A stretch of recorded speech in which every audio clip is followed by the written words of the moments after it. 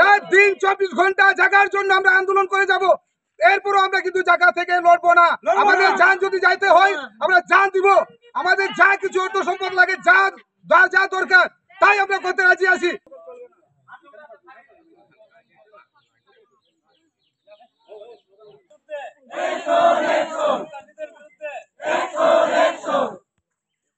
আমরা মানববন্ধন করছি যে আমাদের জায়গাটা আজকে অনেকদিন থেকে কিছু ভূমিদস্যু লোকেরা আমাদের জায়গাগুলোকে দখল করছে। আমরা ওনাদেরকে বাধা দিল, ওনারা আমাদেরকে ভয়ভীতি দেখায়, তাই জন্য আমরা ওনাদেরকে কিছুই করতে পারি না।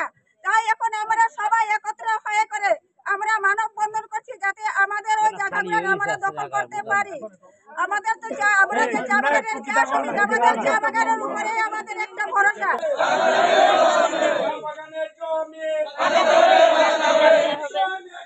দুনিয়ার মজনু ভূমির জায়গা দখল হবে না। দুনিয়ার মজনু ভূমির জায়গা কেন দখল হয়?